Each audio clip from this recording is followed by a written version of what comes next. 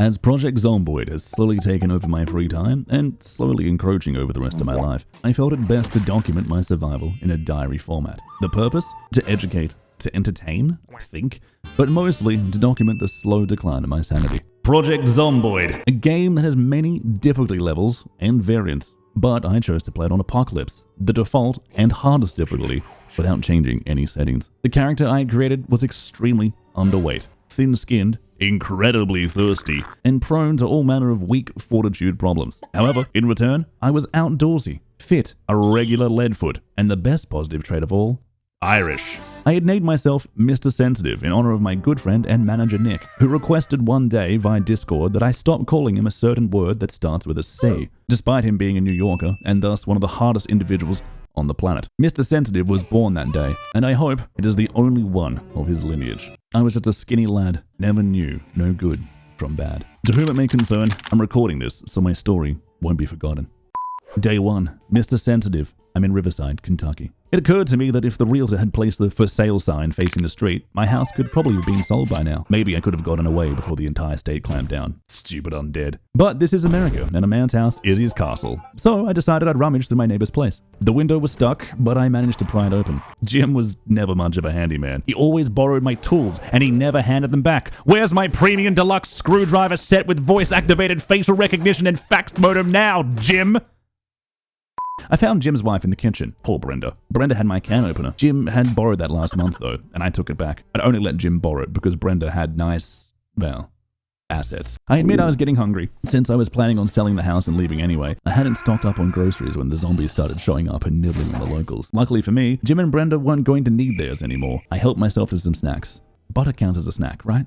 I figured it was time. Jim helped me out just once. A working watch, some clothes, a little light reading material. Surely he wouldn't begrudge me a little helping hand in the apocalypse. After all, why would he? The last thing on his mind was my boot prints. It turned out Brenda's brother had been visiting. I handled it very calmly, very professionally. I was extremely polite. Then I washed his blood off in the sink. Old man Jenkins' home across the street was abandoned.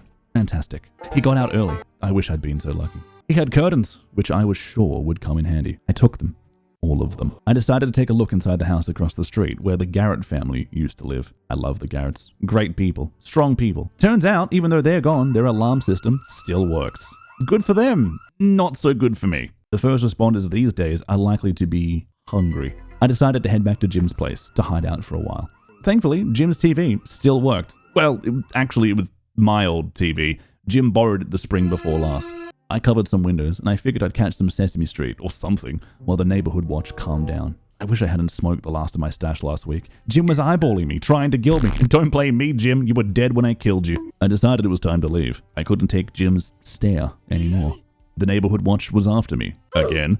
And for once, I hadn't actually done anything. It was time to go. I jumped a fence and ran into the bum from the supermarket. After gently laying him to rest, I realized where I was. The local cemetery. Great. The one place you want to be when the undead are rising up.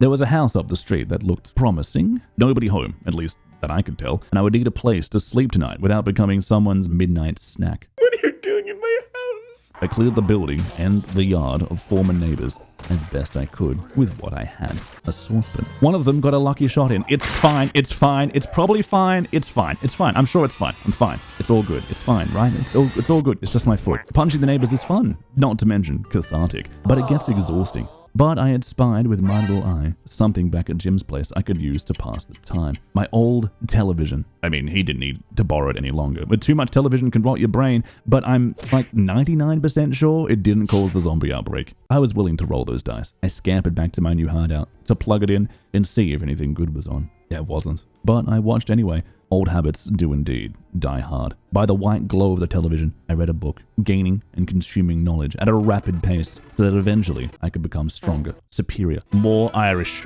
I washed myself up before bed and tucked myself in for the night, hoping that I'm not infected. I'll pick this up again tomorrow and hope that it's not foggy.